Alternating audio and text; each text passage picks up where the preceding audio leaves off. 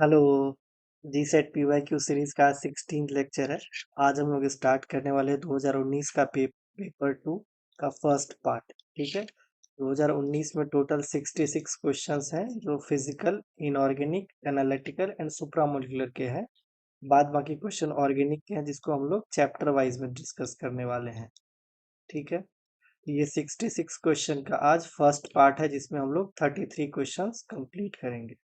अगर previous video नहीं देखे हैं तो आप लोग देख सकते हैं। हम लोगों ने 2013 से स्टार्ट किया है और 2024 तक के सारे पीवाईक्यू कंप्लीट करने वाले हैं।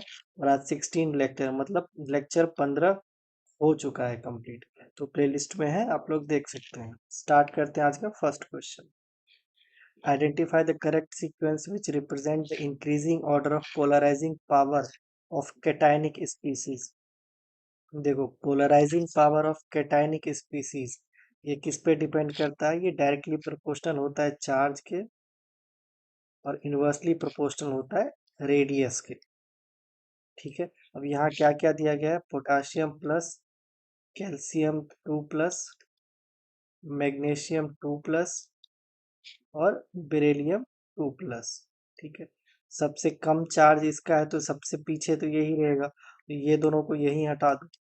अब आगे देखो, इसको अगर हम अरेंज करें प्रेडिक्ट टेबल के अकॉर्डिंग तो बेरिलियम, मैग्नीशियम, फिर कैल्शियम, यहाँ पे पोटाशियम आता है। ठीक है, डाउन द ग्रुप हमारा साइज बढ़ता है, आयनिक रेडियस बढ़ेगा हमारा। तो जैसे जैसे रेडियस बढ़ेगा हमारा वैसे वैसे पोलराइजिंग पावर घटना चालू हो जाएगा, क्योंकि पोलराइजिंग पावर इन्वर्सली प्रोपोर्शनल है रेडियस के। वैसे भी सबसे कम ये है पोटासियम प्लस, उसके उससे ज़्यादा कम हो जाएगा कैल्शियम 2+, उससे भी ज़्यादा कम हो उससे उससे ज़्यादा हो जाएगा Mg2+, और सबसे ज़्यादा हो जाएगा बेरिलियम 2+। ठीक है, क्योंकि इसका साइज सबसे छोटा है और इसका साइज सबसे बड़ा है। इस पे पॉजिटिव चार्ज ज़्यादा है, इस पे पॉजिटिव चार्ज कम है। ठीक है, डाउन द ग्रुप जाते हैं तो हमारा साइज इंक्रीज करता है, आयनिक रेडियस बढ़ेगा, आयनिक रेडियस बढ़ेगा तो पोलराइजिंग पावर कम होते जाएगा। सबसे ज़्यादा इसका हो जाएगा और सबसे कम इसका हो जाएगा। ठीक है, अब इन दोनों को भी अगर कंपेयर करना हो तो ऐसे कंपेयर कर सकते हो, लेफ्ट टू राइट जाते हैं तो हमारा जेड इफेक्टिव बढ़ता है, तो जेड इफेक्टिव बढ़ने से साइज डिक्रीज होता है, तो इसका साइज ज़्यादा बड़ा होगा कैल्शियम से। ठीक है, कुछ इस तरह से हम लोग कर सकते हैं ऐसे। इसका आंसर ऑप्शन बी हो जाएगा, सबसे ज़्यादा हो जाएगा बेरिलियम 2+, फिर मैग्नीशियम 2+, फिर कैल्शियम 2+, फिर पोटासियम प्लस। ऑप्शन बी हमारा सही हो जाएगा। Next, which of the following metal cations have the same size? देखो ये बोल रहा है इसमें सेम साइज, ये आयरन निकेल 3D का है। ठीक है, ये Ce4+ लेंथेनाइट का दे दिया, फिर टिटेनियम दे दिया, इसको भी बाद में देखते हैं। ये देखो जिरकोनियम एंड हॉफनियम, देखो टिटेनियम, जिरकोनियम, हॉफनियम। वैसे भी हमको पता है 4D का साइज ऑलमोस्ट इक्वल होता है 5D का। क्यों? क्योंकि लेंथेनाइट कॉन्ट्रैक्शन, लेंथेनाइट कॉन्ट्रैक्शन। तो हमारा ऑप्शन सी ही सही हो जाएगा, और किसी को तो देखना भी नहीं है। ये Zn 2+ है और हॉफनियम 4+, ये तो कहीं मैच ही नहीं कर रहा है, थोड़ा तो अंतर होगा ही, बट एग्जैक्ट जो सेम साइज होगा वो जिरकोनियम का और हॉफनियम का होगा, क्योंकि ये 4D एंड 5D के मेटल है और 4D एंड 5D के मेटल ऑलमोस्ट इक्वल होते हैं। क्यों? Lanthanide contraction. ऑप्शन सी हमारा सही हो जाएगा। Next, the value of electronegativity of atom M and N, ये दिया गया है m का और ये n का दिया गया है। The percentage ionic character of mn bond, देखो percentage ionic character of mn bond के लिए क्या होगा? 16 into chi A minus chi B plus 3.5 chi A minus chi B का होल स्क्वायर। ठीक है, काई ए मान ये काई बी है, इन दोनों का माइनस करोगे तो 1.45 आएगा। ठीक है, अब आगे सॉल्व कर लो, आंसर निकल जाएगा हमारा। 16 इंटू 1.45 प्लस 3.5 इंटू 1.45 इंटू 1.45 कर लो, क्योंकि ये दोनों स्क्वायर है। इसको सॉल्व करोगे तो 30.50% हमारा आंसर निकल के आएगा, जो कि ऑप्शन ए है सही।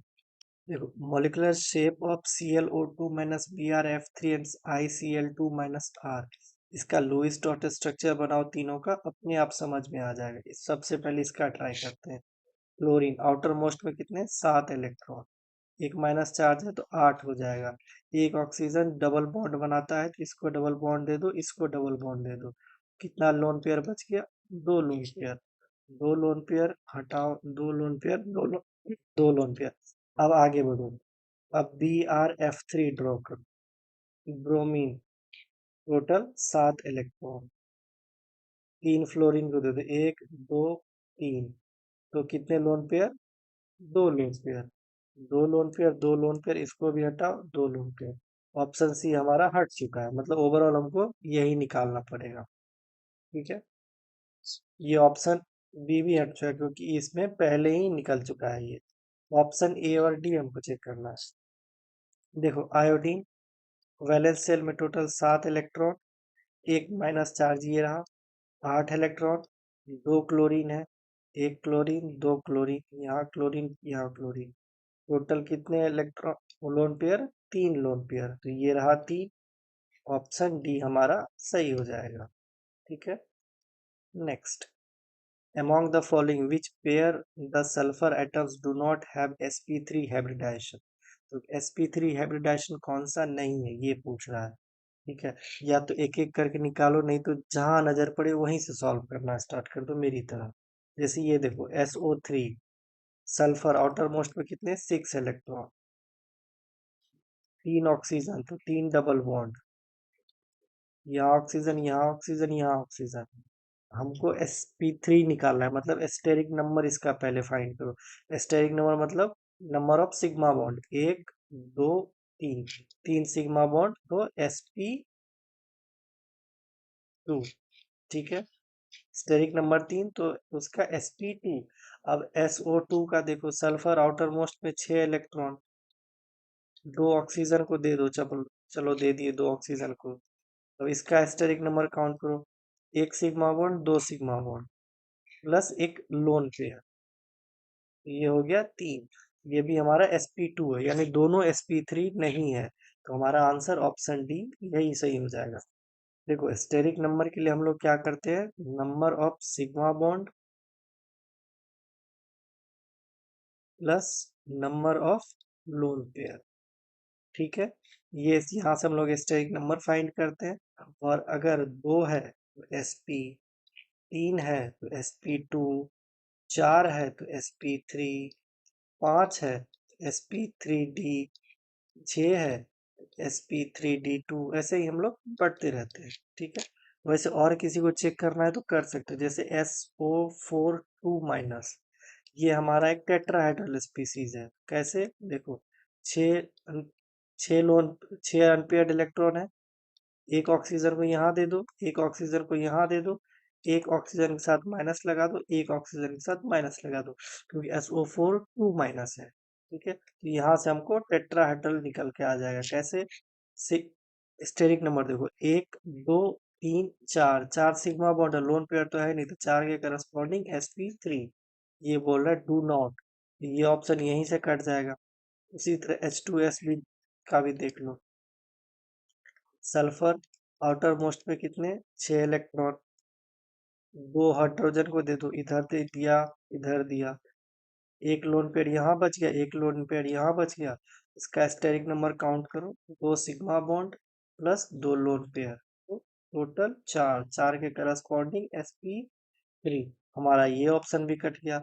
SO4 पहले ही बता चुके यहाँ पे टेट्राहाइड्रल sp3, तो ये ऑप्शन भी कट गया। हमारा ऑप्शन डी ही सही होगा। Next, which of the following on thermal decomposition yield as a basic as well as acidic oxide? ठीक है, इसका अगर हम थर्मल डिकम्पोजिशन कराते हैं तो इसमें हमको एसिडिक भी मिलेगा और बेसिक भी मिलेगा। ठीक है, KClO3 को सबसे पहले कराओगे तो इसको 2KCl3 करोगे तो 2KCl प्लस 3O2 हमारा गैस निकलेगा, ये एक सॉल्ट है। ठीक है, तो हमारा ये नहीं होगा। CaCO3 देखोगे तो CaO एक हमारा बेस है, प्लस CO2 हमारा एसिडिक गैस है। ठीक है, तो हमारा आंसर यही हो जाएगा ऑप्शन बी। ये एक बेस है और ये एक एसिड की तरह काम करता है। ठीक है। अब बाकी बचे ऑप्शन को भी एक बार देख ही लेते हैं हम लोग। NH4NO3, इसका जब डिकम्पोजिशन कराओगे तो NO2 प्लस 2H2O निकलेगा। ठीक है। और NaNO3 को जब डिकम्पोज कराओगे तो 2NaNO2 प्लस O2 निकलेगा। ठीक है। जिसमें ये भी एक सॉल्ट है। ठीक है, तो हमारा आंसर ऑप्शन बी ही सही हो जाएगा। Next, which of the following species is considered as a hard acid?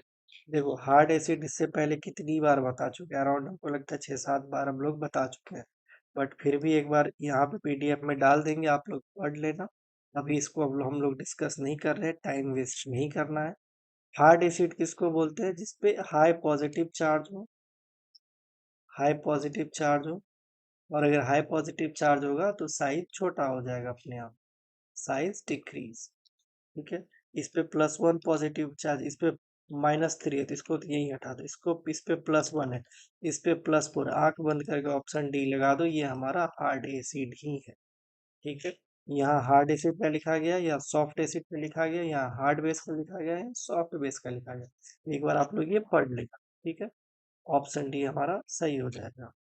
Next, which of the following statement is correct? ठीक है।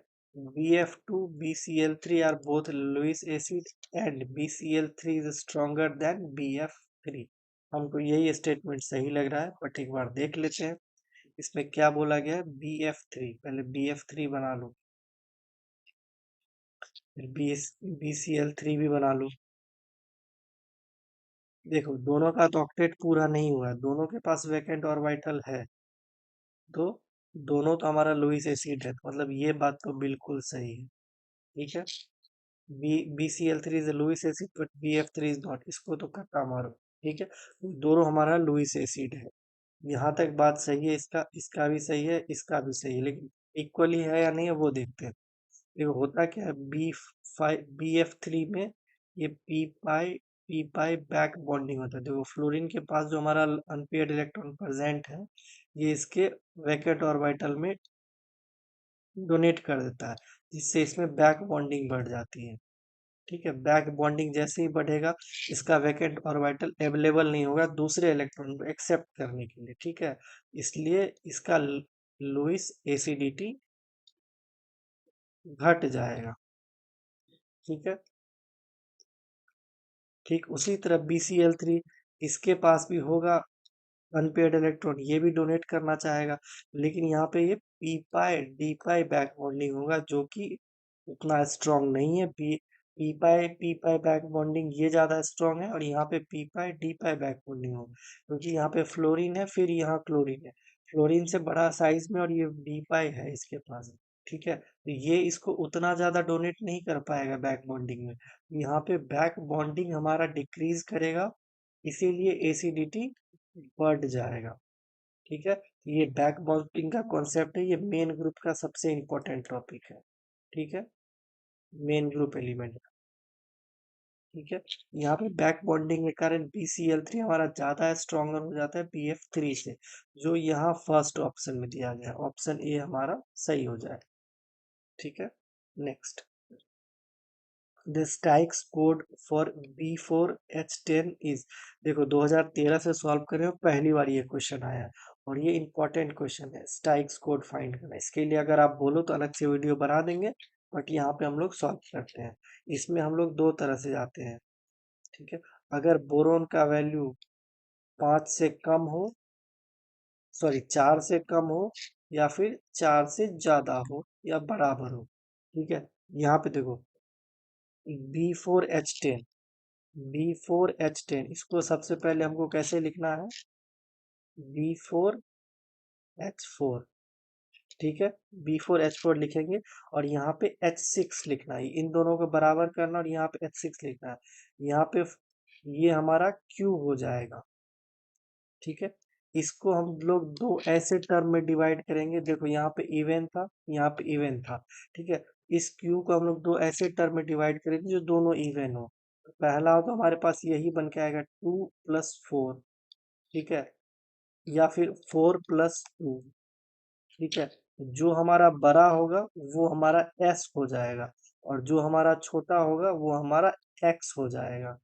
ठीक है, यहाँ से हमको STYX S मिल गया, ये 4 और हमारा x मिल गया, ये हमारा 2 हो गया। देखो 4 2, ये नहीं है, ये नहीं है, देखो एक इतने में ही आंसर हमारा निकल के आ गया ऑप्शन ए। बट हम आगे सॉल्व करते हैं। ठीक है, उसके बाद हमको क्या निकालना है, S plus T equals to number of boron होता है। ठीक है, S हमारा कितना निकला है 4 plus T equals to number of boron कितना है 4, यहाँ से T इक्वल्स टू 0, ये हमारा 0 निकल गया, 4 0। देखो 4 0 एकदम सही बात है। अब देखो आगे, अब एक आता है S plus T plus Y plus X equals to P plus Q upon T. यहाँ पे ये P था और ये हमारा Q था। S कितना है 4, P कितना है 0, Y कितना है निकालना है, X कितना है 2, P कितना है 4, Q कितना है 6 अपॉन 2, तो ये हो गया 3, 4 3 7। अब यहाँ देखो Y इक्वल्स टू 4 3 7 माइनस 4 2 6, ये इधर आ जाएगा तो ये हमारा 1 हो जाएगा। तो ये हमारा 1 निकल के आ गया 401। ये स्टैक्स फुट काफी इंपॉर्टेंट है, ये जस्ट हम एक बताएं। इसमें होता क्या है, सबसे पहले नंबर ऑफ बोरोन के बेस पे डिफाइन करते हैं अलग अलग, उसके बाद इवन अलग होता है और ऑड अलग होता है। ठीक है, ये सिर्फ आपको हमने इवन का बताया। इवन का तरीका क्या है, सबसे पहले पी और क्यू के फॉर्म में लिखो, ये दोनों बराबर करो, जो हाइड्रोजन बच गया उसको बाहर फेंको, जो बाहर आ गया वो हमारा क्यू हो गया।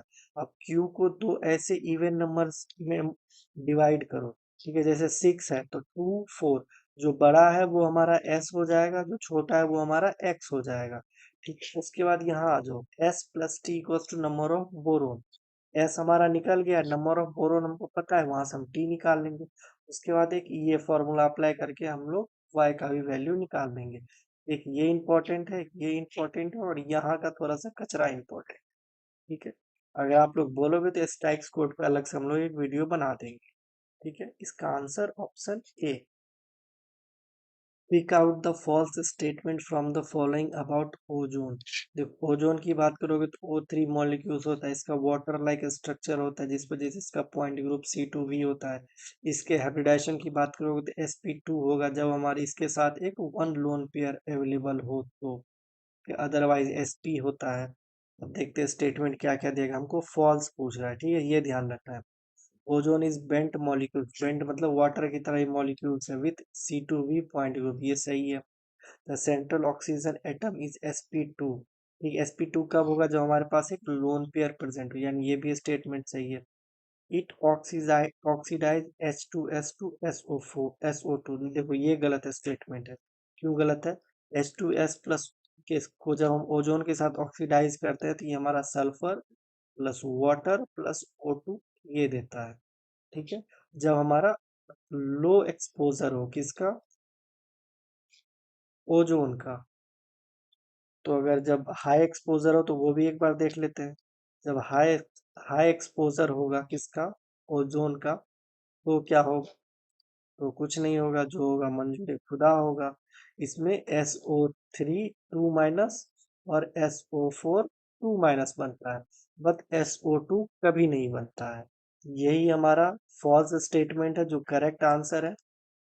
It oxidized dry iodine to I4O9 a yellow compound। देखो ये भी बिल्कुल सही बोला, 2I2 प्लस 9O3, ये क्या बनाता है हमारा I4O9 प्लस 9O2, इसी का कलर येलो होता है। ठीक है, ये भी हमारा स्टेटमेंट बिल्कुल सही है, ऑप्शन सी हमारा सही हो जाएगा, जो कि एक फॉल्स स्टेटमेंट है। Next, which of the following molecules is known as inorganic graphite. देखो बोरोन, बोरोन नाइट्राइड, ये एक इनऑर्गेनिक ग्रेफाइट कहलाता है B3N3। इसका स्ट्रक्चर देखना हो तो कुछ इस तरह का होता है B3N3। ठीक है, ये स्ट्रक्चर इसका सीट लाइक स्ट्रक्चर होता है। अगर इसको देख के अगर आपके मन में ये आ जाए जो ये बोराजीन टाइप का स्ट्रक्चर है, तो आप बहुत ज्यादा गलत हो। ठीक है, ये रहा बोराजिन दिया गया हो, बट ये बोराजिन नहीं है, इसमें हाइड्रोजन फ्री है ही नहीं। ये B3N3 का एक सीट लाइक स्ट्रक्चर है जो पॉलीमेरिक फॉर्म में चारों साइड बढ़ता रहता है। ठीक है, ऑप्शन डी हमारा सही हो जाएगा। Next, total number of possible geometrical isomer. ठीक है, दोनों का पूछ रहा है पॉसिबल ज्योमेट्रिकल आइसोमर। देखो, ये किस टाइप का है, MABCD, मतलब चारों लिगेंड डिफरेंट है। देखो, Cl है, CO है, PPS3 और NH3 है। ठीक है, इसमें क्या है, MA2BC। देखो, ये A2 है, फिर B और C। पहले इसको देखो, डायरेक्ट हम लोग ड्रॉ ही करते, RH, एक साइड CO पकड़ो। ठीक है, इसके ट्रांस में Cl लगाओ, बाद बाकी को रख दो वैसे जैसे मन करे वैसे, NH3। फिर इधर RH रखो, फिर CO को तो पकड़ के रखो, अब यहाँ पे Cl की जगह NH3 कर दो। तो ट्रांस में आप हम ग्रुप चेंज करते रहेंगे, अपने आप हमको समझ में आ जाएगा। ठीक है, फिर देखो, यहाँ पे CO रखोगे, यहाँ पे PPS3 रखो, फिर यहाँ Cl, फिर यहाँ NH3। अब CO को ट्रांस में लेके कुछ और पॉसिबिलिटी है ही नहीं, इससे ज्यादा हो ही नहीं सकता। तो टोटल 1, 2 एंड 3, तो ये हमारा पॉसिबल 3 ही है। ठीक है, अब इसको देखते हैं, ये किस टाइप का है, MAABC। ठीक है, उसके बाद MAA तो फिक्स ही रखो। कैसे रखोगे फिक्स, यहाँ पे सिस था तो यहाँ पे ट्रांस कर दो, AA ट्रांस, फिर इधर B और इधर C। इससे ज्यादा इसमें कुछ पॉसिबिलिटी नहीं है। हाँ, यहाँ पे अगर चिलेट रिंग हो, यहाँ पे चिलेट रिंग नहीं है, यहाँ पे अगर सपोज ऐसा दे दे, MA2A2B2, इसमें एक बाइडेंटेड लिगेंड दे दे तो चांसेस बन सकता है, बट यहाँ पे मोनोडेंटेड लिगेंड है। ठीक है, तो एक बार सिस में आएगा, दूसरे बार ट्रांस में आएगा। ठीक है, इसका 2 ही पॉसिबिलिटी है और इसका 3 पॉसिबिलिटी है। 3 पॉसिबिलिटी क्यों है, क्योंकि चारों लिगेंड डिफरेंट है, ये कायरल मॉलिक्यूल्स हो जाता है।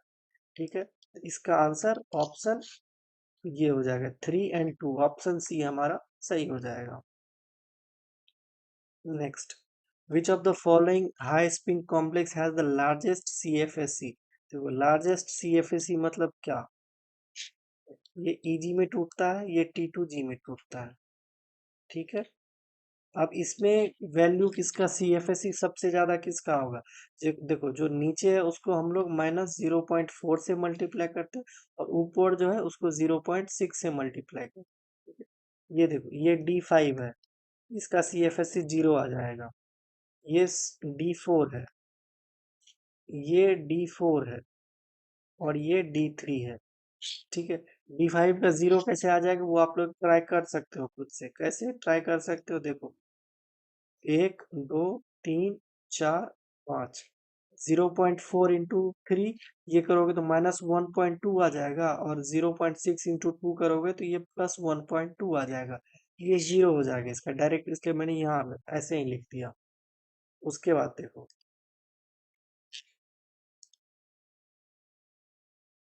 यहाँ पे D4 दोनों का तो सेम ही आएगा। D3 का देखो, D3 का आ जाएगा -1.2। ठीक है, और D4 का देखो, D4 का कैसे होगा, देखो D3 डायरेक्ट मैंने इसी को मल्टीप्लाई कर दिया 0.4 से। अब D4 का कैसे होगा, इधर देख लेते हैं एक बार, 1 2 3 4, इसका हो जाएगा -0.4 into 3 प्लस 0.6 into 1, ये हो जाएगा -1.2 प्लस 0.6, ये हो जाएगा -0.6। ठीक है, इसमें आपको देख के लेगा वैल्यू इसका ज्यादा है क्योंकि निगेटिव में दिया गया है, बट हम लोग इसका मैग्नीट्यूड देखते हैं, -1.2। ठीक है, और इधर -0.6, इसका हम लोग मैग्नीट्यूड चेक करते हैं। इसका मैग्नीट्यूड ज्यादा बड़ा है, ये 1.2 इसको मानोगे और इसको 0.6 मानोगे। ठीक है, इसलिए हमारा ऑप्शन डी सही हो जाएगा, जो कि D3 है। ठीक है, D5 का तो 0 होता है, D4 और D3 का हम कैलकुलेट करके बता चुके हैं, ऑप्शन डी हमारा सही हो जाएगा। Next, among the following pair the oxidation state of metal ions will be highest। देखो अब ये भी बताने की चीज है, इसमें ये +2 है, ये कितना है x-4 = -1, x = +3। इसका देखो माइनस सॉरी +4 है, ये -3 है, ये देखो सबसे ज्यादा इसी का है +7, इसका +6। ठीक है, सबसे ज्यादा इसका, इसी का एक कैलकुलेट करके बता देते हैं, बाद बाकी आप लोग कैलकुलेट करते रहना। MnO4 माइनस x माइनस, देखो एक ऑक्सीजन -2, तो 4 ऑक्सीजन -2 × 4 = -1, x = -1 प्लस 4 8, तो +8, ये हो जाएगा +7, सबसे ज्यादा इसी का हो जाएगा। ठीक उसी तरह इसका भी चेक करोगे तो +6 ही आएगा, तो ऑप्शन सी हमारा करेक्ट हो जाएगा। यहाँ पे Fe +3 में है और यहाँ पे कोबाल्ट +3 में है। ठीक है, ऑप्शन सी हमारा सही है, जो कि हाईएस्ट ऑक्सीडेशन स्टेट है। Next, hexa aqua manganese +2 high spin complex consist of 4 electronic transition with 6 A1G count state among them. देखो इसमें पूछ रहा है कौन सा स्पिन अलाउड है, कौन सा स्पिन फॉरबिडन है। इतना हमको स्टेटमेंट नहीं पढ़ना है, हम सीधा आपको बताएं Mn+2 जो कि D5 मॉलिक्यूल्स है, ये स्पिन अलाउड को भी फॉलो नहीं करता है, और लेपोर्टे को भी फॉलो नहीं करता है, प्लस माइनस। ये स्पिन सिलेक्शन रूल है।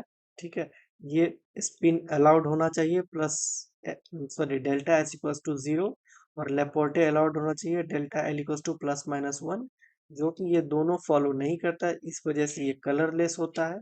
तो ठीक है, इसका आंसर हो जाएगा all are Laporte forbidden and spin forbidden. ठीक है, इसके कलरलेस होने का भी वही रीजन है। ठीक है, कलरलेस होने का भी वही रीजन है, इसलिए उतना हम लोग देखेंगे नहीं। जैसे ही हमको मैंगनीज +2 दिख गया तो मतलब ये स्पिन फॉरबिडन लेपोर्टे फॉरबिडन दोनों। ठीक है, ऑप्शन डी हमारा सही हो जाएगा। Next, the possible number of cis and trans isomer in. देखो ये बाइडेंटेट लिगेंड है, ये किस तरह से, देखो सबसे पहले तो ऑक्टाहेड्रल बना लो, ये एक बाइडेंटेट लिगेंड हो गया, यहाँ पे Cl, यहाँ पे Cl। अब ये इसका एक इनैंसियोमर भी बनेगा, सिस का इनैंसियोमर बनता है, ट्रांस का नहीं बनता है। तो इसका ट्रांस अगर ड्रॉ करना हो तो कुछ हम लोग इस तरह से ड्रॉ कर सकते हैं। सबसे पहले तो ऑक्टाहेड्रल बना लो, यहाँ पे बाइडेंटेट लगाओ, यहाँ पे बाइडेंटेट लगाओ, यहाँ पे Cl, यहाँ पे Cl, इधर से प्लेन पास कर जाएगा, तो इसका सिर्फ एक बनेगा और इसका दो बनेगा, मतलब सिस का दो और ट्रांस का एक। सिस और ट्रांस का पूछ रहा है, तो यानी 2 and 1, ऑप्शन सी हमारा सही हो जाएगा। Next, which of the following series contain only paramagnetic ion. देखो ओनली पैरामैग्नेटिक आयन किसका दिया गया है, एफ ब्लॉक एलिमेंट का। ठीक है, अगर आपको पीरियोडिक टेबल याद है तो ठीक है, नहीं याद है तो दिक्कत होगा। ठीक है, बट आप शॉर्टकट में चलो तो ज्यादा आसान होगा। देखो लेंथेनम +3, ये 4f0 है। ठीक है, इसमें बोला ओनली पैरामैग्नेटिक, तो ये तो नहीं होगा। पैरामैग्नेटिक मतलब अनपेयर्ड इलेक्ट्रॉन, अनपेयर्ड एकदम जरूरी है जिंदा रहने के लिए। पैरामैग्नेटिक अगर अनपेयर्ड इलेक्ट्रॉन नहीं है तो डायमैग्नेटिक हो जाएगा, इसको तो यहीं से हटा दो, 4f0 है। ठीक है, ये देखो लुटेटियम, ये 4f14 है, इसको भी हटा दो। फिर ये देखो लेंथेनम 4f0 है, इसको भी हटा दो।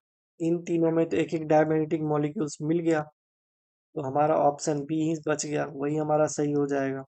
ठीक है, Ce3+, इसका होता है 4f1। उसके बाद Eu3+, इसका होता है 4f6। और Yb3+, इसका होता है 4f13। ठीक है, सब में अनपेड इलेक्ट्रॉन प्रेजेंट है, ऑप्शन बी हमारा सही हो जाएगा। Next, which of the following statement is not correct. देखो इसमें बोल रहा है नॉट करेक्ट।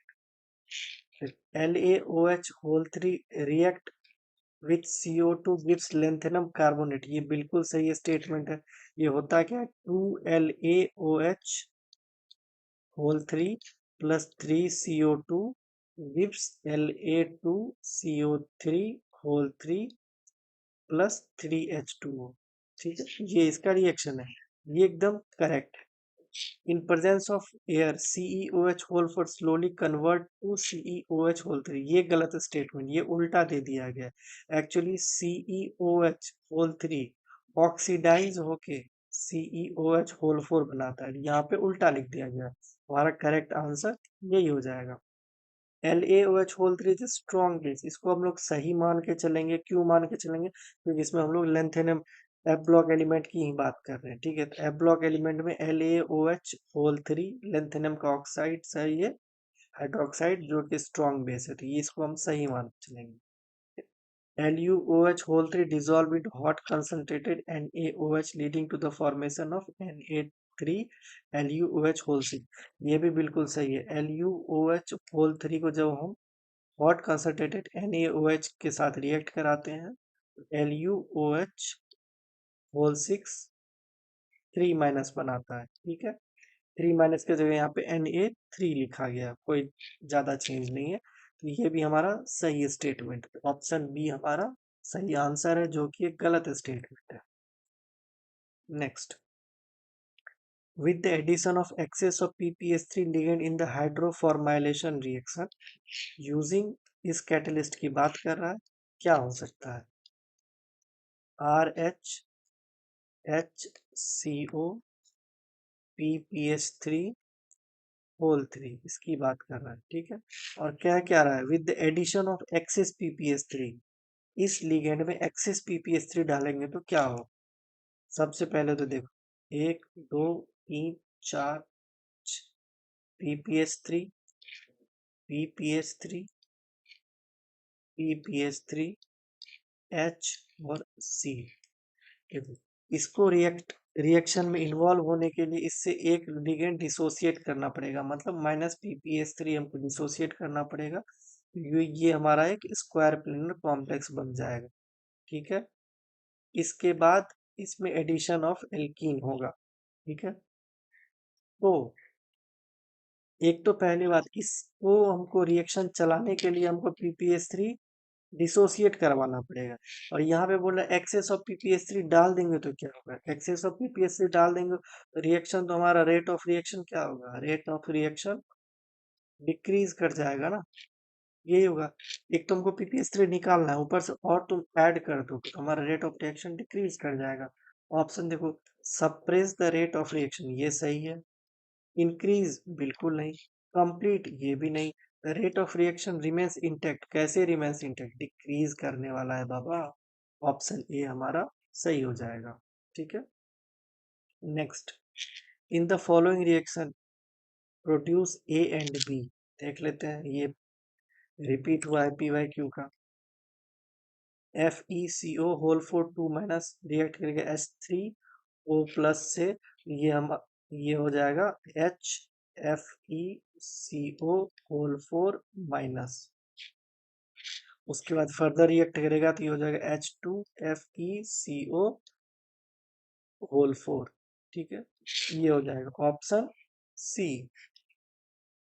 देखो, अगर आपको ये रिएक्शन नहीं याद रहता तो कैसे करते, इसका आप इलेक्ट्रॉन काउंट देखो, आयरन का 8, CO का 1 CO का 2 तो 4 CO का 8, 2 माइनस 4 तो 2, तो ये हो जाएगा 16, sorry 18, 18 electron rule. 18 electron rule को ये फॉलो कर रहा है। अगर इसका जो प्रोडक्ट बनेगा, अगर वो 17 इलेक्ट्रॉन बनेगा तो प्रोडक्ट बनाएगा क्यों? क्योंकि 18 इलेक्ट्रॉन तो स्टेबल है। इसका जो प्रोडक्ट होगा वो भी 18 इलेक्ट्रॉन को ही फॉलो करना चाहिए। इसको देखो, काउंट करो, हाइड्रोजन का 1, आयरन का 8, 1 CO का 2 तो 4 CO का 8, माइनस चार्ज 1 प्लस 1 हो जाएगा, तो ये हुआ 8 दूनी 16 2 18। इसको देखो, 2 हाइड्रोजन 2, 1 आयरन 8, 1 CO 2 तो 4 CO 8, ये हो गया 18।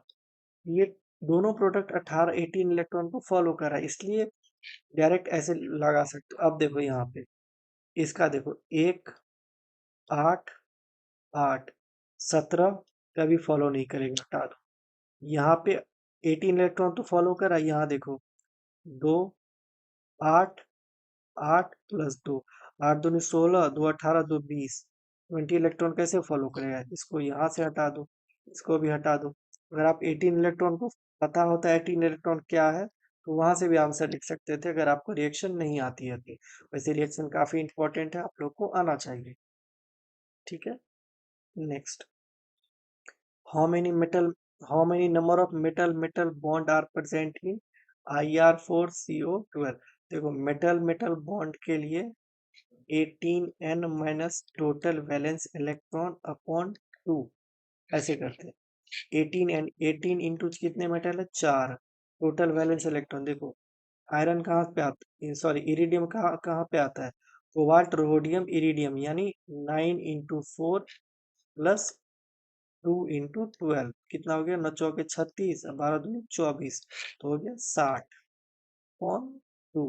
ये हो जाएगा 72 minus 60/2 equals to 6। Metal metal bond 6 हो जाएगा। देखो अगर ये काउंट करने नहीं आता है फिर तो बहुत दिक्कत है। इसमें हम लोग करते कुछ नहीं है। जैसे देखो कोबाल्ट है, ये कौन सा है? D7। इसका इलेक्ट्रॉनिक कॉन्फ़िगरेशन क्या होता है? 3D7 4s2 हुआ 9। यही तो 9 लिखे हैं, और क्या लिखे हैं? और कुछ नहीं लिखे हैं। ठीक है, ऑप्शन बी हमारा सही हो जाएगा। Next. PRS anti element form compound such as PR, P2T and PS. If PR and P2T are radioactive compound, then find which of the following compound are radioactive. देखो ये थोड़ा सा ट्रिकी क्वेश्चन है। ठीक है, थोड़ा सा ट्रिकी क्वेश्चन है, बट समझने की कोशिश करोगे तो हो जाएगा। देखो 3 कंपाउंड दिया गया है, ठीक है, उसमें बोल रहा है PR और P2T हमारा रेडियो एक्टिव कंपाउंड है। मतलब या तो इसमें P है या R है रेडियो एक्टिव, या तो इसमें P है तो T है रेडियो एक्टिव। अब बोल रहा है P और S नहीं है रेडियो एक्टिव, क्योंकि यहाँ पे तो 3 कंपाउंड दे दिया, लिस्ट कर दिया, बट रेडियो एक्टिव के बारे में बता रहे PR और P2T है, PS नहीं है। इसका मतलब है यहाँ पे P हमारा रेडियो एक्टिव कंपाउंड नहीं है। अगर P हमारा रेडियो एक्टिव कंपाउंड होता तो S भी हमारा रेडियो एक्टिव कंपाउंड हो जाता। ठीक है, तो PRST ये तो चारों हमारे रेडियो एक्टिव कंपाउंड हो गया, तो फिर ये क्वेश्चंस का तो मतलब ही नहीं रह गया। इसलिए यहाँ पे हम लोग ये अजम्पशन करेंगे P हमारा रेडियो एक्टिव कंपाउंड नहीं है। जब हमारा P रेडियो एक्टिव कंपाउंड नहीं है तो P2 कैसे होगा? ये भी नहीं होगा। P और R, या तो P भी है या तो R भी है, तो ये हमारा हो जाएगा T2S। अब यहाँ पे अगर हम T को मान लेते हैं रेडियो एक्टिव, तो हमारा T2S भी रेडियो एक्टिव हो जाएगा। अगर इधर T को मान ले तो यहाँ भी T को मानो, ये भी हमारा हो जाएगा। देखो इसमें होता क्या है, सपोज P और T है, इसमें अगर P हमारा रेडियो एक्टिव कंपाउंड है, ठीक है, रेडियो एक्टिव कंपाउंड है, तो ये ऑटोमेटिकली Pt को रेडियो एक्टिव कंपाउंड बना देगा। ठीक है, बस इतना ही कॉन्सेप्ट है। तो हमारा आंसर 2 3 4, 2 3 4 ऑप्शन बी हमारा सही हो जाएगा। ठीक है, next. Which of the following are arachnoboranes? देखो लास्ट लेक्चर में 2018 में शायद हमने ये करवाया है, पूरा हमने बोरेन लिख दिया था। ठीक है, तो इसलिए यहाँ पे नहीं लिखेंगे। बोरेन होता क्या है? देखो क्लोजो नीडो अरेक्नो, ये होता है BnHn 2 माइनस, ये होता है BnHn 4 माइनस, ये होता है BnHn 6 माइनस। ठीक है, ये देखो क्लोजो हो गया, इसको हम लोग ऐसे लिखेंगे B4H4, 6 हाइड्रोजन है तो यहाँ पे 6 माइनस कर देंगे, ये हमारा रेकिनो हो गया। हाँ, ये देखो B5H5, 4 हाइड्रोजन यहाँ से निकला, इसको नीडो मान मान लेंगे, सॉरी, इसको देखो B6H6, 6 हाइड्रोजन हटा तो 6 माइनस, तो ये हमारा एरेक्नो हो गया। तो टोटल एरेक्नो कितना है? 2 और 4, ऑप्शन बी हमारा सही हो जाएगा। Next. Which one of the following statement is incorrect about dropping mercury electrode used in polarography? ठीक है, एनालिटिकल केमिस्ट्री का क्वेश्चन देखो, it is a working electrode, correct. DME यानी dropping mercury electrode is typically working electrode in polarography, मतलब ये हमारा स्टेटमेंट सही है। दूसरा देखते हैं, electrode with constantly changing in its surface area, ये भी करेक्ट है। As mercury drop grows it surface area change continuously, ठीक है, ये भी हमारा स्टेटमेंट सही है। तीसरा देखते हैं, each drop has a smooth and uncontaminated surface, ये भी सही है हमारा। Fresh mercury drop ensure reproducible and clean surface, ठीक है, ये भी हमारा सही है। इनकरेक्ट पूछ रहा है, ऑप्शन डी हमारा सही हो जाएगा फिर, जो कि एक इनकरेक्ट स्टेटमेंट है। मतलब the release droplet is in direct contact with working electrode, ये हमारा एक इनकरेक्ट स्टेटमेंट है। होता क्या, once a drop detached it falls into the solution and is no longer part of electrode, ये हमारा करेक्ट स्टेटमेंट यहाँ पे लिखा गया और ये हमारा इनकरेक्ट है। ऑप्शन डी हमारा सही हो जाएगा। Next, indicate the order in which of the following compounds would be eluted from an HPLC column containing a reverse phase packing। देखो, इस ये बहुत ज्यादा इंपॉर्टेंट और बहुत बार क्वेश्चन आता है और आते ही रहता है। रिवर्स फेज पैकिंग, देखो इसमें दो रहता है, stationary phase and mobile phase. ये किसका है, रिवर्स फेज का है। अगर नॉर्मल फेज हो तो इसका डायरेक्ट उल्टा हो जाएगा। स्टेशनरी फेज हमारा होता है नॉन पोलर और मोबाइल फेज होता है हमारा पोलर, ठीक है। ये है रिवर्स फेज का, ये ध्यान रखना है। अब देखो, ये एक कॉलम है, ठीक है, इसमें मोबाइल फेज रन करवाते हैं, तो ये पोलर सॉल्वेंट हम रन करवा रहे थे, इसमें जो भी सैंपल पोलर होगा वो सबसे पहले इल्यूट हो जाएगा, ठीक है, रिवर्स फेज में। और नॉर्मल फेज में इसका डायरेक्ट उल्टा हो जाएगा, ठीक है। इसमें डाई इथाइल ईथर दिया गया, फिर बेंजीन दिया गया और एन हेक्सेन दिया गया।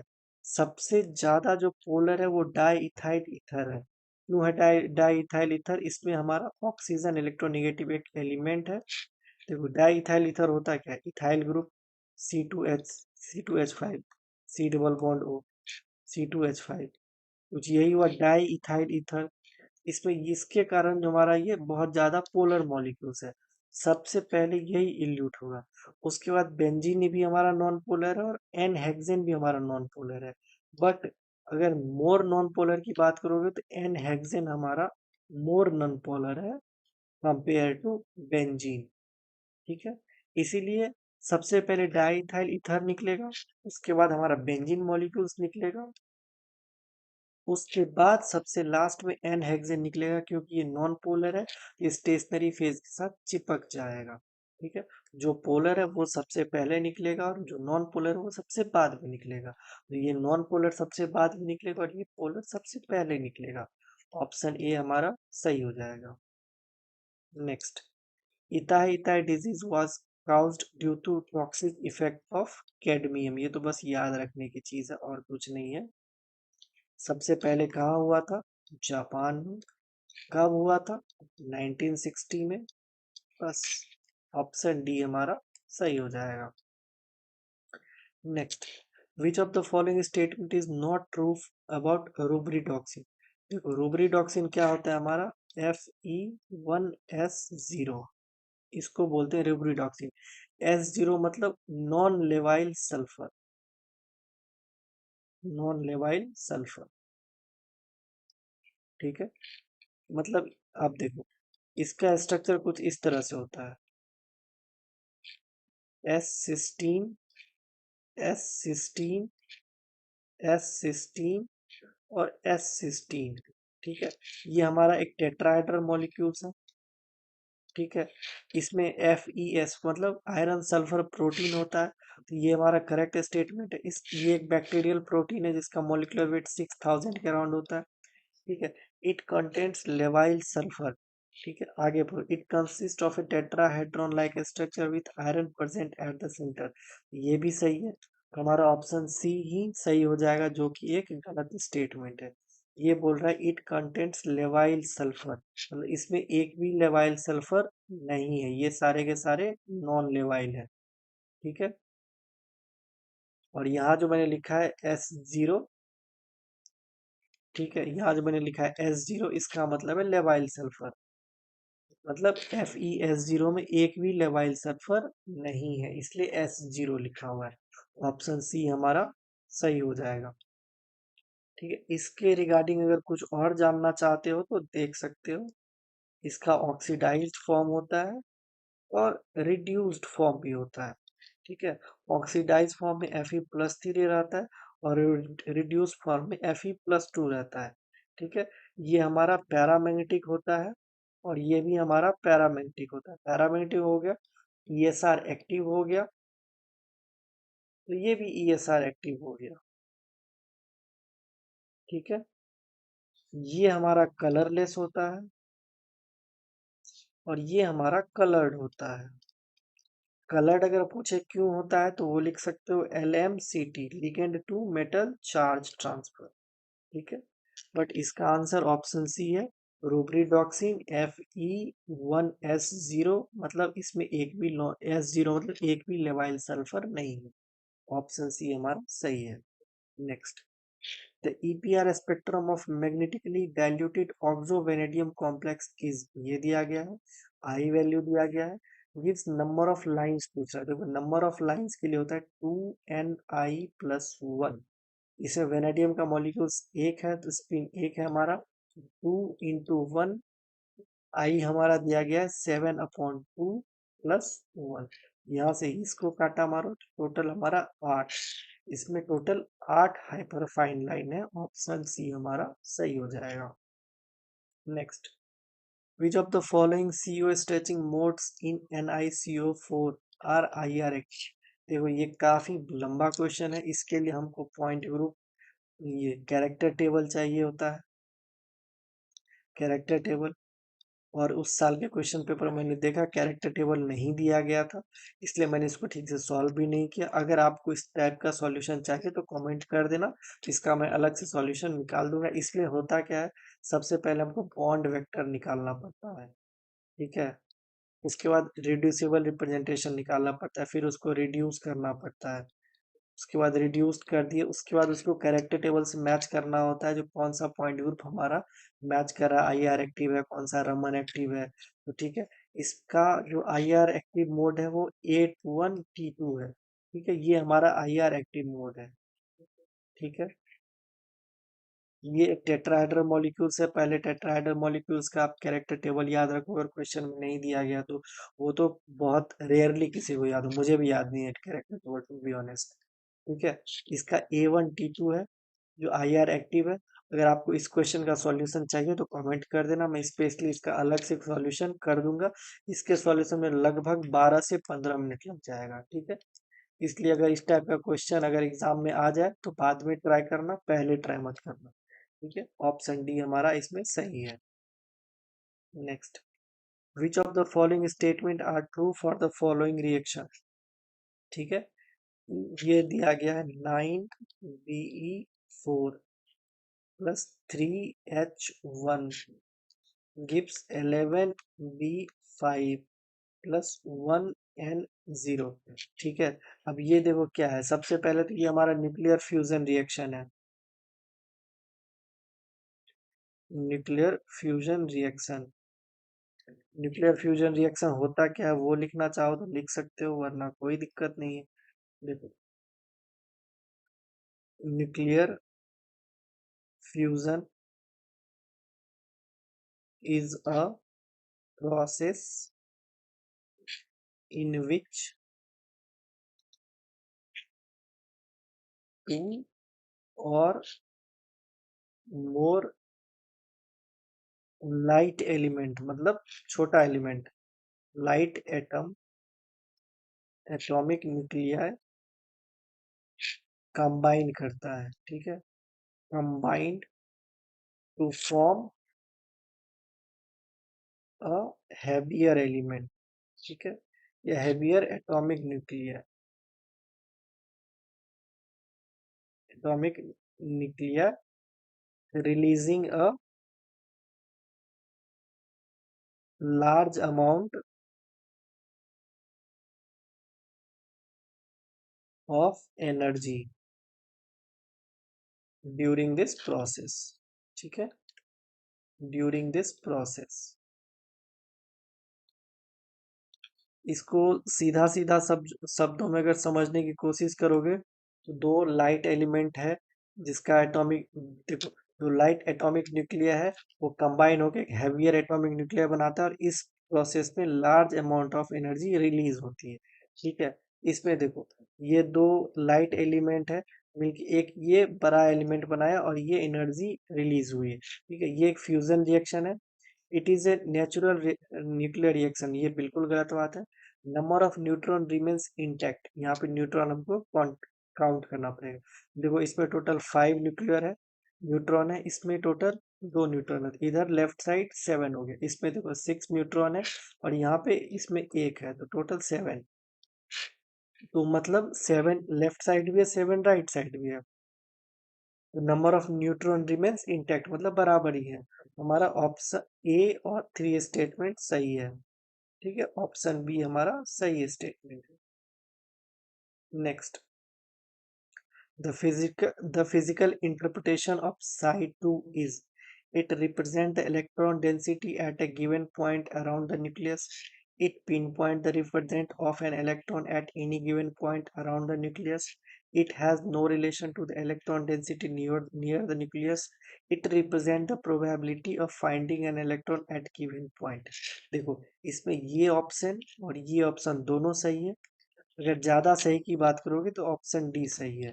ये कैसे सही है, एक बार इसको पढ़ लो तो समझ में आ जाएगा। Sai is the wave function of electron, देखो साई एक वेव फंक्शन है इलेक्ट्रॉन का, but Sai square more precisely होता है। साई स्क्वायर और more precisely the absolute square, ठीक है, Sai square gives the electron probability density और electron density at any point in the space। ठीक है, यहाँ इसलिए ये ऑप्शन ज्यादा सही है।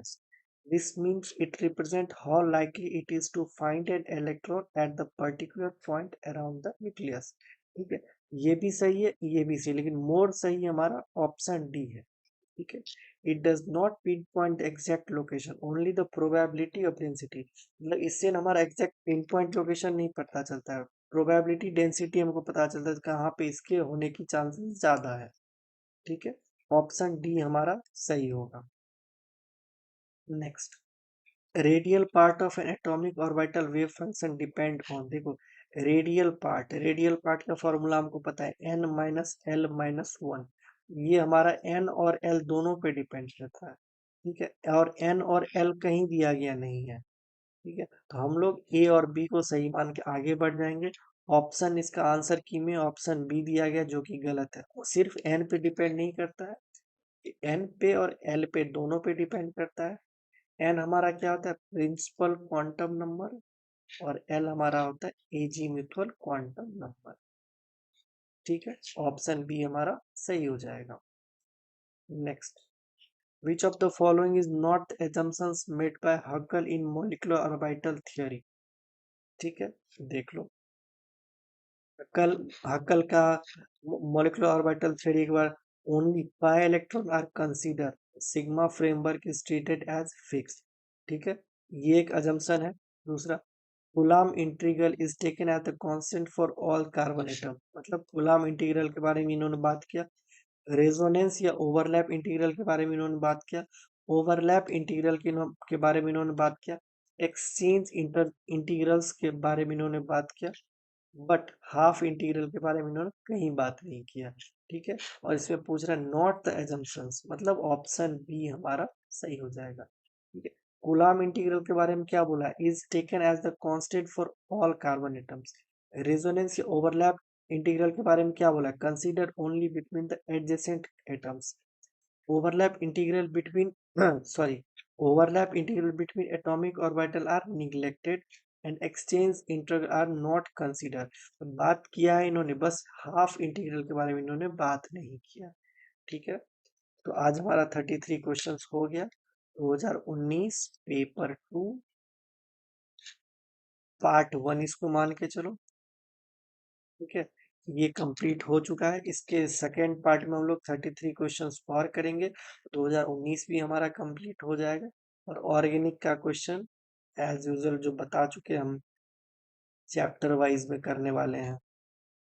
चैप्टर वाइज में ये 15 ऑफ अक्टूबर से अराउंड स्टार्ट हो जाएगा, तब तक ये वाला हमारा कंप्लीट हो जाएगा, ठीक है। तो प्रीवियस वीडियो नहीं देखे आप लोग तो प्लेलिस्ट में आप लोग देख सकते हैं। मिलते हैं नेक्स्ट लेक्चर में। Thank you.